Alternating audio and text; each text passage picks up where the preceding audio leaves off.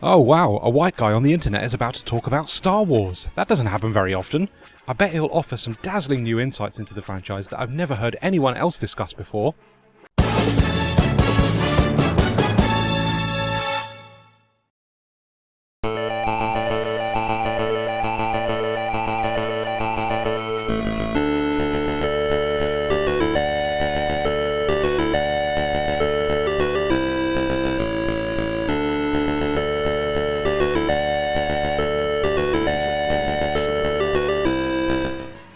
In the early days of Star Wars video games, the goal was always to reproduce famous moments from the original trilogy, but put you, the player, in the hot seat.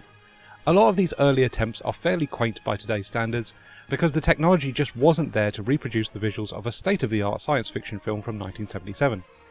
Then Dragon's Lair happened in 1983, and started a short-lived boom of full-motion video games that require the player to react to on-screen prompts that have been projected on top of video footage. While you would have thought this new era of FMV would have been a perfect fit for a Star Wars game back in the 80s, it would actually be 10 years since the release of Dragon's Lair that we would see the first FMV Star Wars game in the form of 1993's Star Wars Rebel Assault. Originally released for PCs, this new take on some of the famous battles from A New Hope and The Empire Strikes Back put you in the shoes of a nameless rebel pilot who undergoes flight and combat training in the earliest missions of the game before getting thrown headfirst into some of the most iconic battles in Star Wars history. Rebel Assault was then ported to the Mega CD in 1994, with a few concessions that we'll discuss later. With this being an FMV title, the interactivity you have is fairly limited, with each mission basically tasking you with moving a reticule around and shooting baddies. There are some variations to the mission structure, with some being purely flight-based, where the only real challenge is not colliding with the scenery.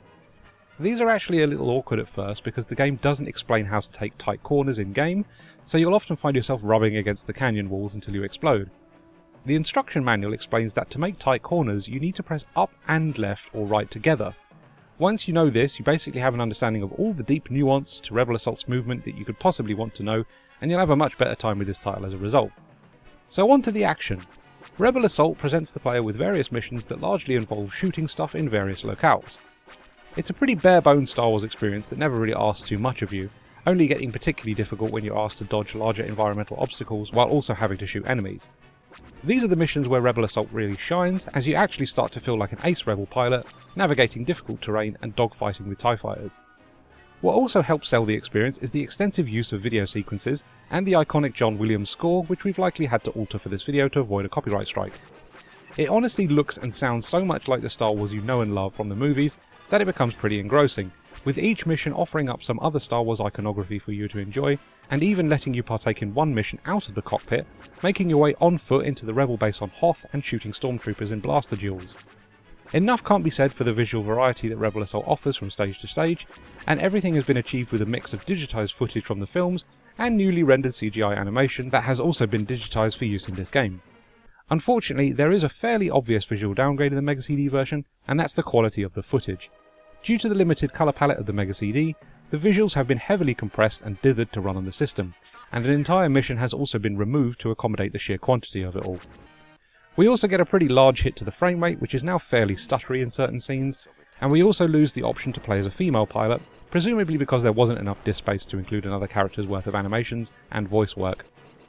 Regardless, you still get 15 of the 16 missions from the original game, along with all the interstitial cutscenes, and once you get stuck in, you soon get accustomed to the lack of colour and fidelity. Star Wars Rebel Assault is quite a simple on-rails shooter for the most part, but thanks to the variety in its visuals, which look and sound so much like the original Star Wars movies, it becomes a pretty engaging little shooter that tries so hard to get the most out of the FMV medium. For the time, Star Wars games just didn't look as convincing as this, and while it's definitely aged, there's still a decent little Star Wars romp in here that fans of the franchise will get a kick out of.